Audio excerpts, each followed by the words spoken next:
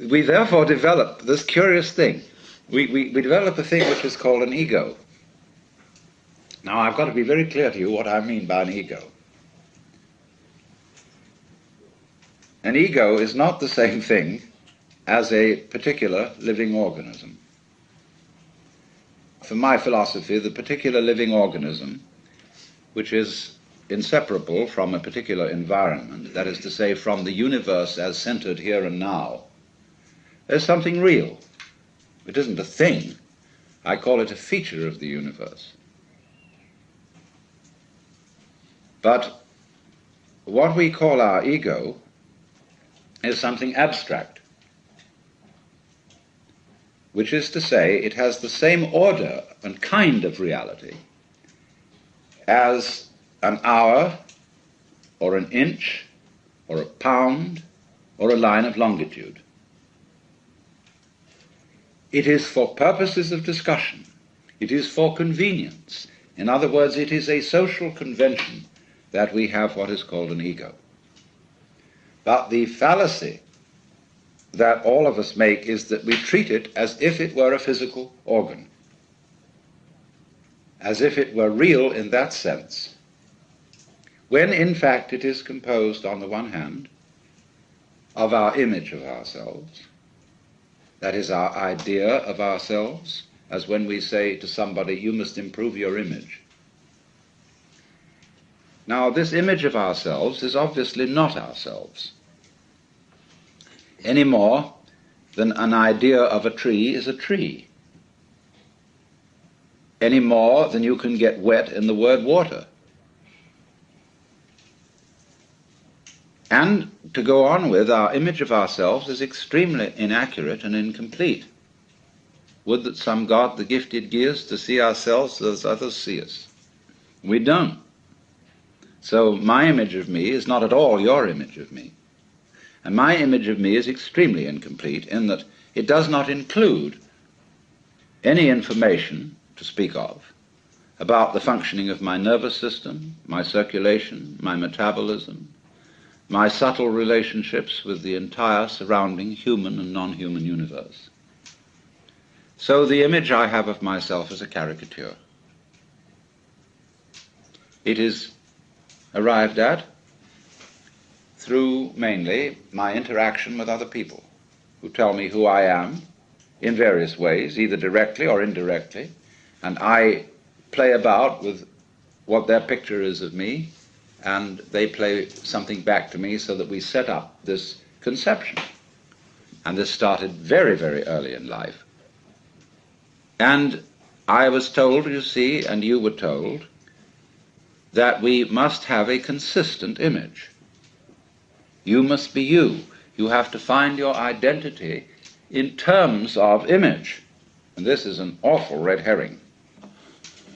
A lot of the current quest for identity among younger people is a search for an acceptable image. What role can I play? Who am I in the sense of what am I going to do in life, and so on. Now, while that has a certain importance, if it's not backed up by deeper matters, it's extraordinarily misleading. So therefore, on the one hand, there is this image, which is intellectual, emotional, imaginative, and so forth. Now, we would say, I don't feel that I am only an image. I feel there's something more real than that, because I have a sense of there being a particular sort of, how do we say, a center of something, some sort of sensitive core inside the skin. And that corresponds to the word I. Let's take a look at this. Because the thing that we feel as being myself is certainly not the whole body. Because a lot of the body can be seen as an object. In other words, if you stand, stretch yourself out, lie on the floor, and turn your head and look at yourself, you can see your feet and your legs and all this up to here, and finally it all vanishes, only there's a sort of a vague nose in front. And you assume you have a head because everybody else does, and you've looked in a mirror, and that told you you had a head, but you could never see it, just like you can't see your back. So you tend to put your ego on the side of the unseen part of the body, the part you can't get at, because that seems to be where it all comes from, and you feel it.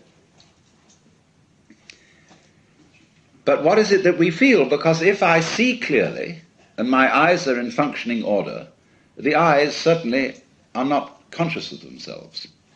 There are no spots in front of them, no defects, in other words, in the lens or in the retina or in the optic nerves that give hallucinations.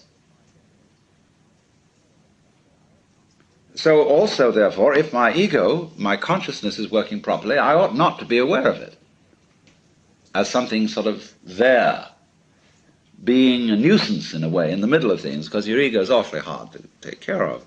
Well, what is it then that we feel? Well, I think I've discovered what it is. It's a chronic, habitual sense of muscular strain, which we were taught in the whole process of doing spontaneous things to order.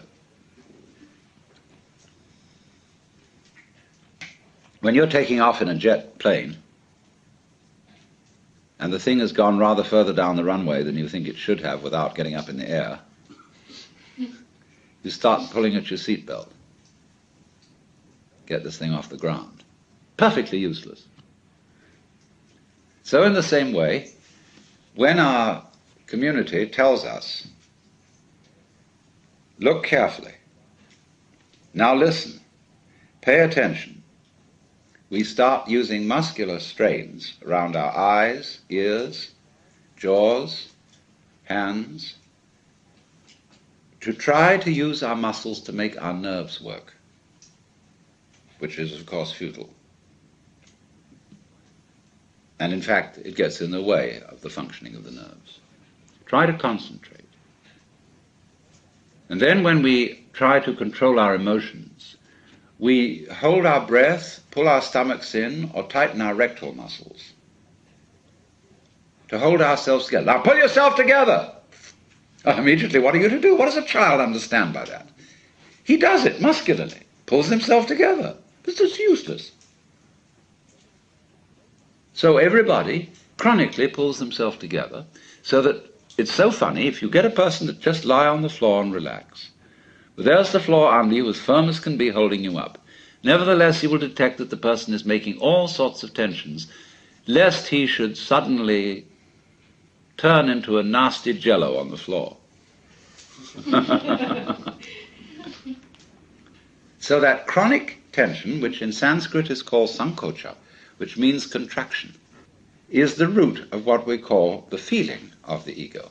So that, in other words, this feeling of tightness is the physical referent for the psychological image of ourselves.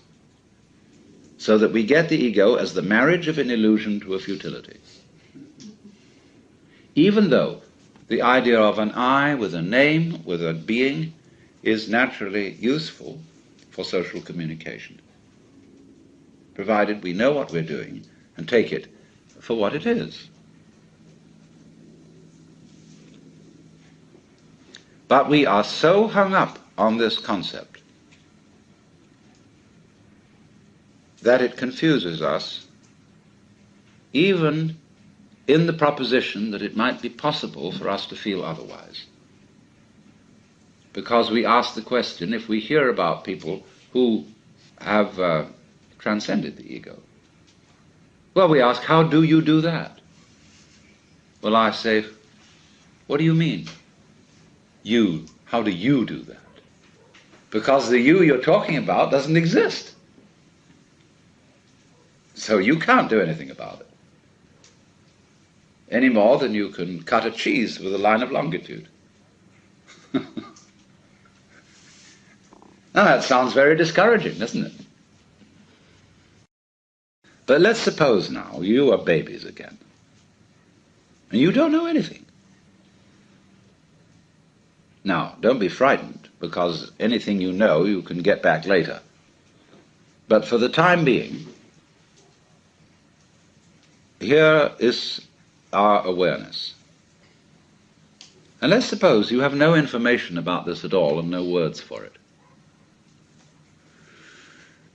And that my talking to you is just a noise.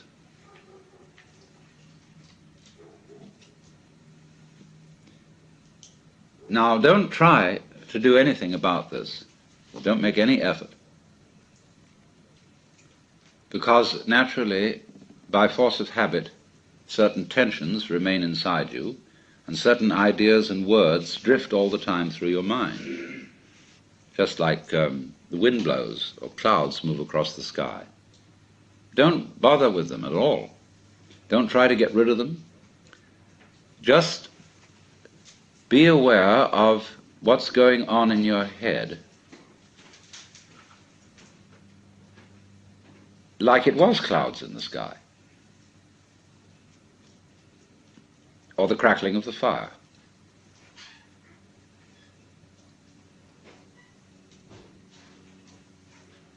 There's no problem to this. All you have to do, really, is look and listen without naming, and if you are naming, never mind. Just listen to that.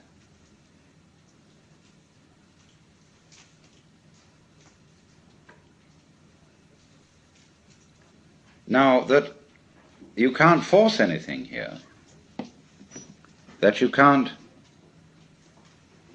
willfully stop thinking and stop naming, is only telling you that the separate you doesn't exist. It isn't a mark of defeat. It isn't a sign of your lack of practice in meditation. That it runs on all by itself simply means that the individual separate you is a figment of your imagination. So you are aware at this point of a happening. Remember, you don't know anything about the difference between you and it. You haven't been told that. You've no words for the difference between inside and outside, between here and there, and nobody has taught you that what you see out in front of you is either near or far from your eyes. Watch a baby put out a finger to touch the moon.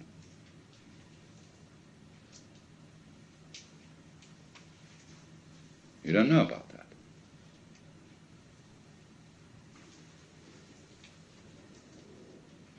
Just, therefore,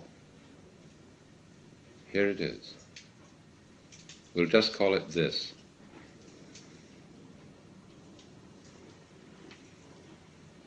And if you will feel it, the going on, which includes absolutely everything you feel.